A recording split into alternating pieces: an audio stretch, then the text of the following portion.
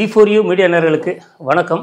இந்த வார திரை விமர்சனத்தில் பேட் பாய்ஸ் ஆங்கில படத்தை பற்றி நம்ம பேச இருக்கிறோம்.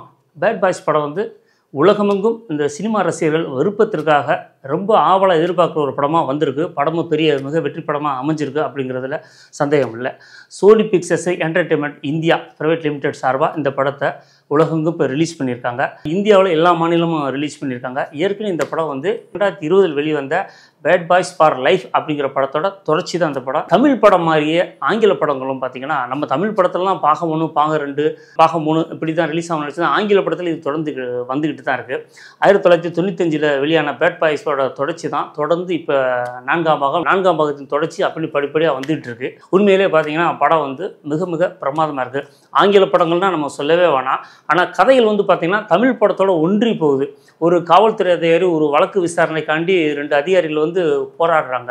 அந்த வழக்கு படிப்படியாக முன்னேறி வரும்போது அந்த வழக்கில் சம்மந்தப்பட்டவங்க வந்து இவங்களை அந்த வழக்கை நடத்த விடாமல் இவங்களுக்கு பல வழியில் இடைஞ்சல் பண்ணி குடும்பத்தை மறைச்சு அந்த மாதிரி விஷயம் வரும்போது கதைகள் பார்க்கும்போது நம்ம தமிழ் படத்தில் பார்க்குற சம்பவங்கள் மாதிரி தான் இருக்குது. பட் இருந்தாலும் பிரமிப்பு, இந்த பிரம்மாண்டம் தான் படத்தோட உச்சமாக இருக்குது. படத்தில் பில்டிங்காக இருக்கட்டும், ஹெலிகாப்டர் காட்சியாக இருக்கட்டும், முதலை காட்சிகளாக இருக்கட்டும், சேசிங் காட்சிகளாக இருக்கட்டும், ஃபைட்டிங் காட்சிகளாக இருக்கும், எல்லாமே பார்த்திங்கன்னா அவங்க தொழில்நுட்பத்தில் எப்போவுமே ஆங்கில படம் தொழில்நுட்பங்கிறது தமிழ் படத்தில் வந்து தாண்டி இருக்கும் அப்படிங்கிறது தெரிஞ்ச ஒரு விஷயந்தான். ஏன்னா அவங்க ஆங்கில படத்தில் உபயோகப்படுத்தின கருவிகள், அவங்க அந்த டெக்னிக்கல் விஷயம்லாம் 15 வருஷத்துக்கு அப்புறம் தான் நம்ம தமிழில் யூஸ் பண்ணுறோம்.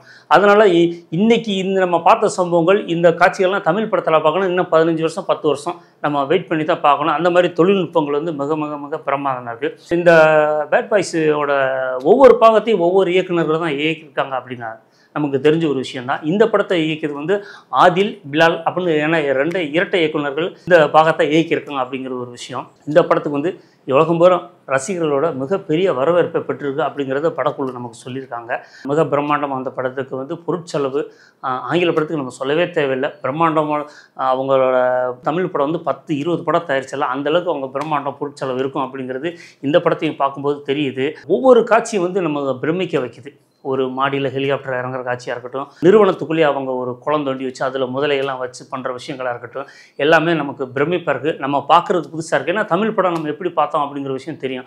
ஆங்கில படங்களும் போது அவங்க ஒரு படத்தை அந்த தொழில்நுட்பத்திலும் சரி, காட்சி அமைப்பும் சரி பிரம்மாண்டமாக அமைச்சு நமக்கு வந்து ரொம்ப பிரமிப்பு போட்டுறாங்க. படம் உண்மையில் ரொம்ப நல்லா வந்திருக்கு. இந்த ஹீரோ வந்து இந்த 4 பாகத்துலேயுமே வந்து பார்த்திங்கன்னா அந்த போலீஸ் இருந்தால் கூட காமெடி படம் மாதிரி இருக்குது. எப்படி நம்ம தமிழ் படத்தில் ரஜினி சார் செந்தில் கவுண்டமணி காமெடி எப்படி மன்னனில் எப்படி ட்ராவல் ஆகுமோ, அது மாதிரி வேலைக்காரனில் செந்தில் எப்படி ட்ராவல் பண்ணுறாரோ அது மாதிரி தான் இந்த படத்தில் வந்து அந்த கதாநாயகன் கூட வர்றவர் பார்த்திங்கன்னா சீரியஸாக போகிற நேரத்தில் காமெடி பண்ணி எல்லாத்தையும் சிரிக்க வைக்கிறாங்க. புரிகிற மாதிரி காட்சி அமைப்பில் இருந்தது வந்து பெரிய ஒரு ப்ளஸ்ஸாக இருக்குது. Bad boys ride or die அப்படிங்கிற ஒரு விஷயம் தமிழ் படத்தில் வர்ற மாதிரி கீழே ஒரு டைட்டில் கொடுப்பாங்க, அது மாதிரி கொடுத்துருக்காங்க.